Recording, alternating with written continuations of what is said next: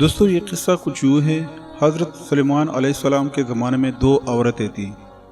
چھوٹے چھوٹے بچے ایک جیسے بچے اٹھائے ہوئے تھے، جنگل میں جا رہی تھی۔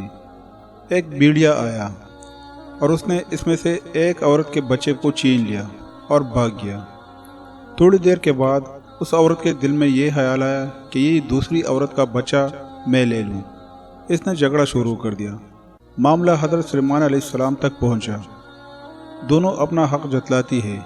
وہ کہتی ہے کہ اس کے بچے کو بیڑیا لے گیا۔ سلیمان علیہ السلام نے فرمایا، چھری لاؤ، میں اس بچے کے 2 ٹکڑے کرتا ہوں اور دونوں میں آدھا آدھا تقسیم کر دیتا ہوں۔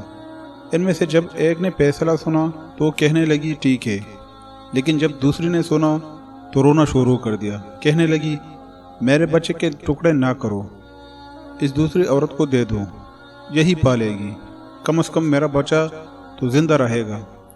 آپ سمجھ گئے یہ بچہ اس عورت کا ہے، آپ نے اسے عطا فرما دیا۔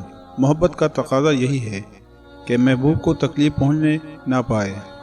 اگر ہم نے اپنے پیارے اللہ سے محبت کا رشتہ مضبوط کر لیا تو پھر وہ کیسے گوارا کرے گا کہ ہمیں کوئی تکلیف پہنچے، خواہ دنیا میں ہو یا قبر میں، محشر میں ہو یا پولیس رات پر۔